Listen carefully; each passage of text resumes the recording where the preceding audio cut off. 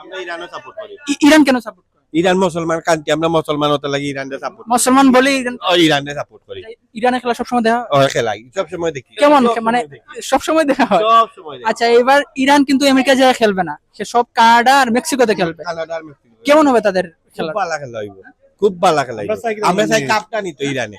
ইরানি বিশ্বকাপ নিয়ে আপনি চান? নিত চাই আমরা দোয়া করি মন থেকে। এর আগে কোন দল করতেন? এর আগে আমি স্পেনের সাপোর্ট করতাম।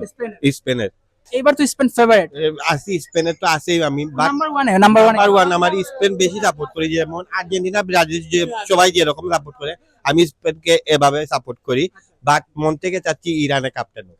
এইটা মানে দল পরিবর্তনের কারণটা কি? আমি দল পরিবর্তন করি না, আমার মনের ইচ্ছা বলেছি যে ইরানে কাপটা নেব। ইরানও ভালো খেলে, এটা খারাপ না, খুবই ভালো খেলে, ভালো ভালো প্লেয়ার আছে। আর আর্জেন্টিনা ব্রাজিল যারা সাপোর্ট করে এরা নাস্তিক, এরা নাস্তিক ইহুদি। এদেরকে সাপোর্ট করা মানে বর্তমানে ব্রাজিলের জার্সির মাঝে ইহুদির একটা ফটো দেওয়া, আমরা এর লাগি ব্রাজিল চাইলাম না।